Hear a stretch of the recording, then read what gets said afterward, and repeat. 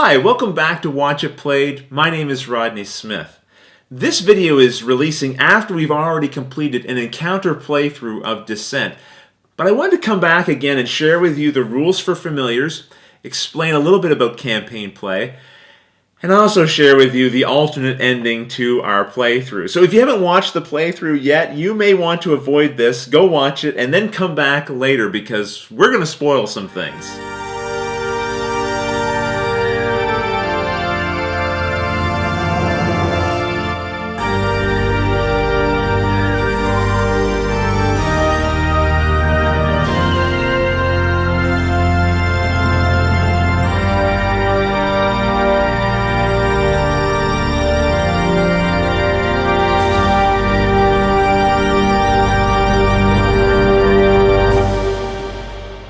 Some hero classes, like the Necromancer, have special characters they can control called familiars, which are represented by a token on the map. Either before or after resolving any of the actions provided to a hero during the hero's Perform 2 action step, the controlling player can also activate that hero's familiar, giving it a move action. And that action doesn't take away any of the actions provided to the hero. It's separate. The rules for moving a familiar are the same as for moving a hero, except that they treat all special terrain as if it was just water. And like heroes, they can't pass through obstacles. A hero can even activate a familiar while that hero is knocked out.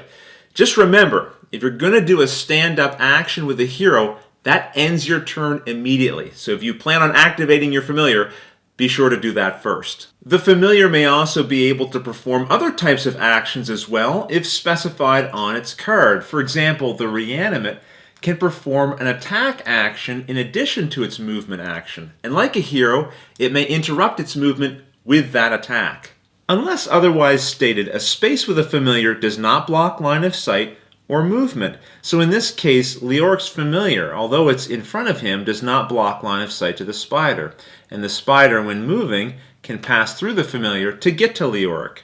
Any figure can even end its turn on the same space as a familiar. Also, familiars cannot be targeted or affected by attacks unless the familiar's card says otherwise. For example, the Reanimate familiar says that it should be treated as a figure.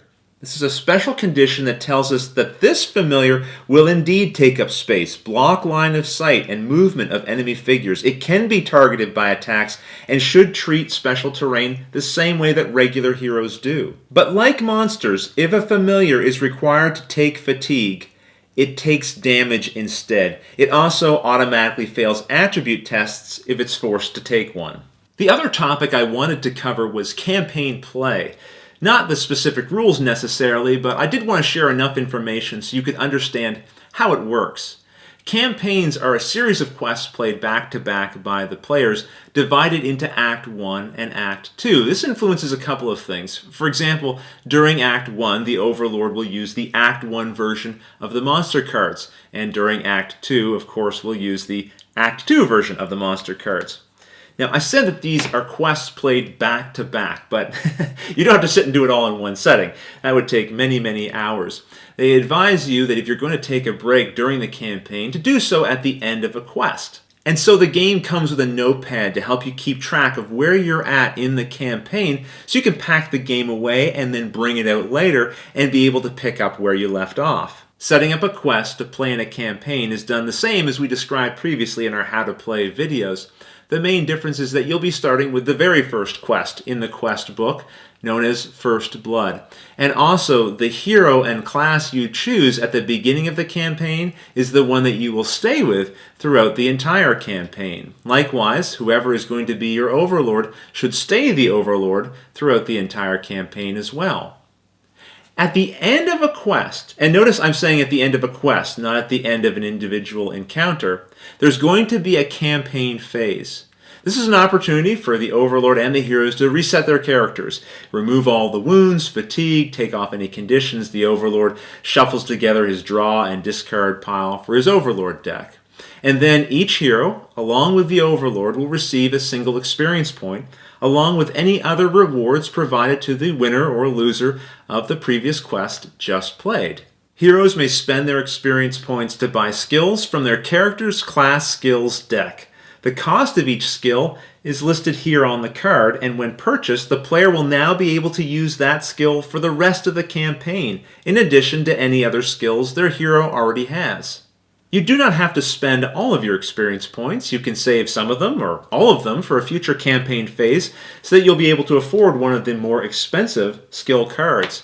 You can even buy multiple skill cards during the same campaign phase if you can afford it. But you can only spend your experience points on your own hero. You can't share them with one of the other players. The Overlord is also able to spend his or her experience points to improve their Overlord deck. Remember, Overlords start with only basic cards in the Overlord deck, but by spending experience points, they can purchase Overlord cards from different categories like Saboteur, Warlord, Magus, and Universal. The cost for each card is shown here in the bottom right-hand corner, and the cards come in a variety of different levels. We're seeing a Saboteur level 1 card here, but as we go down through the deck, there's level 2, and finally level 3. And the costs increase as you increase in level. You can add a mix of these different classes to your Overlord deck, but there are special rules when you want to add some of the higher levels to the deck. You can find those in the rule book. So over the course of the campaign, the Overlord's deck is going to grow, and it's going to have more and more cards in it. But at the beginning of any quest, the Overlord is allowed to remove as many cards as desired, as long as at least 15 remain. Now, these cards are not permanently removed from the Overlord deck, but for just that quest, now the Overlord has some control over which cards may or may not be drawn. At the start of the next quest, the Overlord can readjust the deck as normal. It's also a good idea to check Fantasy Flight Games' most recently released Frequently Asked Questions document, because they have made some changes to some of the wording on the more advanced Overlord cards. Okay, after spending experience points, it's time for the heroes to go on a shopping spree. Heroes will total the gold value shown on any search cards they collected in the previous quest, even on search cards that were used during the quest. To this, they will add any other gold they may have previously collected or been awarded. Once you have that total, these search cards are shuffled back into the search deck. The shopping step is collaborative. The heroes pool all of their gold and then decide what to purchase and how to divvy it up.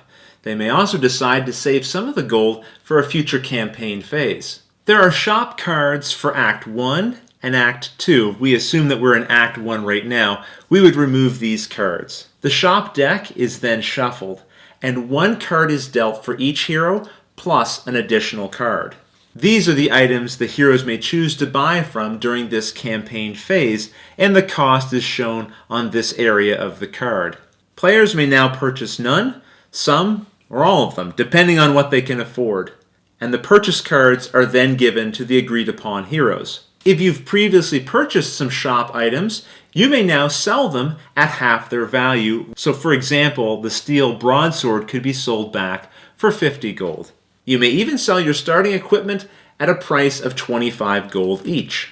Any unpurchased items are then shuffled back into the shop deck, and new items will be drawn during the next campaign phase.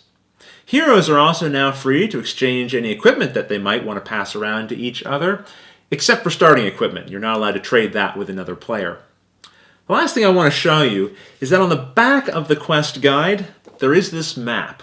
Between quests, you are automatically returned to Erin. This is where you will do your leveling up and shopping. Then, usually depending on the winner of the quest, either the heroes or Overlord will decide on the next quest, which are labeled at all of these different locations. The heroes will then travel to that chosen quest location. Before actually traveling, the Overlord will draw an opening hand. Remember, one card for each hero in the party. Let's assume the next quest chosen in the campaign is the Masquerade Ball located here. The heroes will be traveling from Erin along this dotted path, but they must first stop at and encounter each of the icons shown on the map.